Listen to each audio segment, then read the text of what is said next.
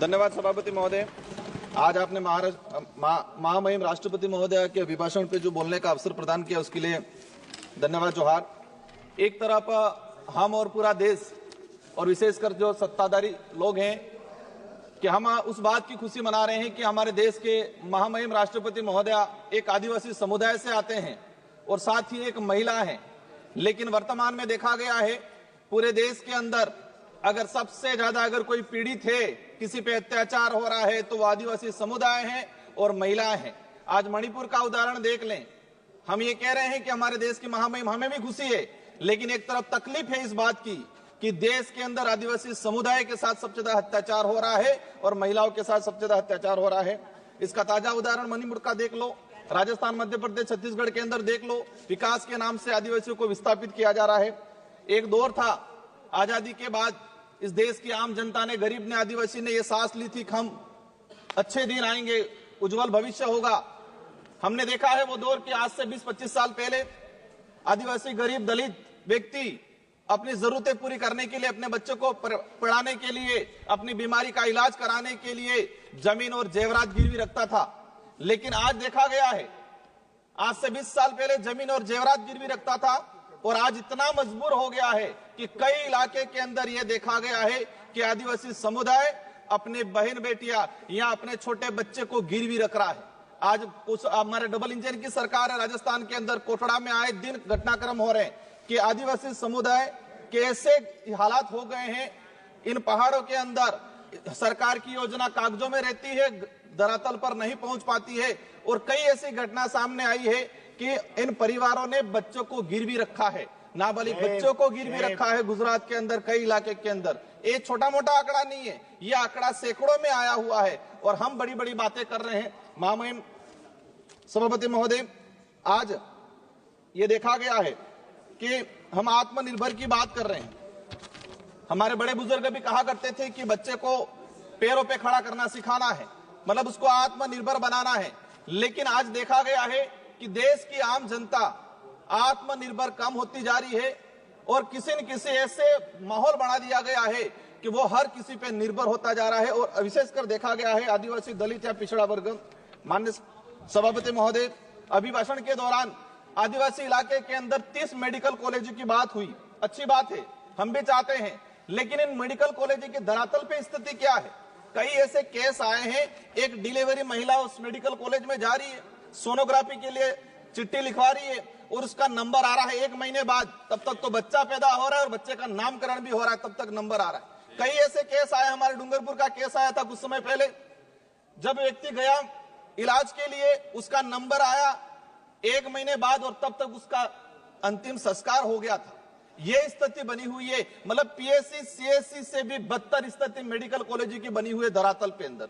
अगर हम जाएंगे वहां, मैं खुद सांसद हूं, मैंने कई विजिट किया, मेरे वहां संसदीय क्षेत्र बांसवाड़ा डूंगरपुर में, जमीर नहीं मानता वहां जाने का, क्योंकि ऐसी हालात बनी हुई है, ये पड़े रहते हैं लोग, नंबर नहीं आता है, जांच नहीं हो पा रही है। तो हम चाहते हैं कि जो योजना है उसको धरातल पे इंप्लीमेंट किया जाए।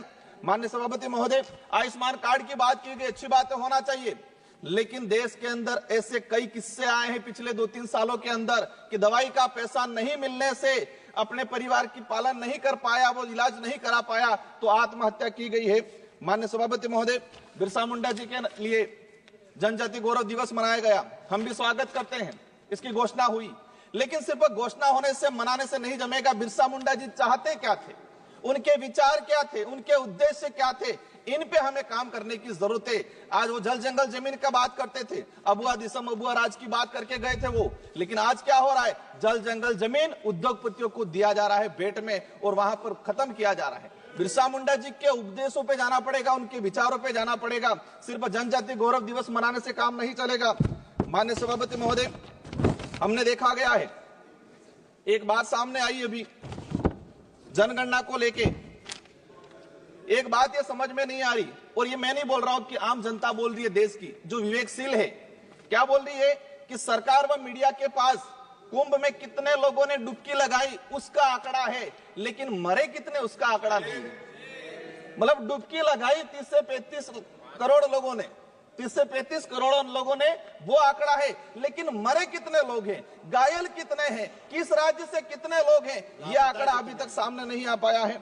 माननीय सभापति महोदय, जल जीवन मिशन की बात हुई, जल जीवन मिशन से हमें भी लगा, लेकिन मैंने इसी सदन में क्वेश्चन लगा के निकलवाया है कि आदिवासी बाहुल्य क्षेत्र के अंदर, मैं मेरे संसदीय क्षेत्र की बात करूं, जल जीवन मिशन में हमारा जो जैसे जिला आता है प्रतापगढ़ 30% उपलब्धियां प्राप्त हुई, उदयपुर में 31%, डूंगरपुर के अंदर 27% और बांसवाड़ा में 24%, मतलब 24% घरों तक नल पहुंचाने के लिए अभी तक टारगेट ट्राइबल इलाके के अंदर हुआ है, वो भी कागजों में, लेकिन धरातल पे स्थिति कुछ और है। माननीय सभापति महोदय, हमारा वहां पर करना बेक वाटर सरकार में हमने सैंक्शन कराया था, लेकिन उसका आज तक वर्क ऑर्डर नहीं किया। अंतिम एक लाइन, एक मिनट का सर रहा है। आज देखा गया है ये देश तब महत्वपूर्ण या तब मजबूत रहेगा जब इस देश के अंदर रहने वाला प्रत्येक धर्म, प्रत्येक जाति के अंदर भाईचारा रहेगा। राजस्थान के अंदर धर्मांतरण को लेके एक विधेयक आया, हम चाहते हैं शांति से रहना चाहते हैं, हम नहीं चाहते कि आदिवासी को आदिवासी से लड़ाया जाए। नहीं बोलना चाहते, ओवैसी जी प्लीज, ओवैसी जी प्लीज। नहीं सर, नहीं ओवैसी जी प्लीज।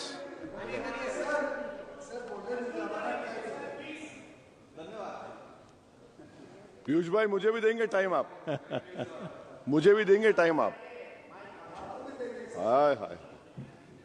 ठीक है, राजकुमार जी आप बोलिए। ये माइक तो ऑन करें। चलिए, सरकार की बात सर, हकीकत ये है, मैंने ये ऑथेंटिक आंकड़े के साथ बोल रहा हूं कि जिस स्कूल के अंदर आज से 10 साल पहले सरकारी स्कूल में 200 बच्चे पढ़ रहे थे, उसी स्कूल में आज 50 बच्चे पढ़ रहे हैं। ट्राइबल इलाके के अंदर 3-3 क्लास के बच्चे एक रूम में बैठ रहे हैं, किस क्वालिटी का एजुकेशन जा पाएगा? मैं आपके माध्यम से सरकार से यही अनुरोध करना चाहूंगा, हमें कुछ नहीं मिले चलेगा, गरीब आदिवासी दलित को अच्छा एजुकेशन, अच्छा हेल्थ मिलना चाहिए, वो अपने आप सारी चीजें कर लेगा। इन्हीं शब्दों के साथ धन्यवाद, आभार, और विशेषकर मंत्री जी का। जनाब असदुद्दीन ओवैसी जी।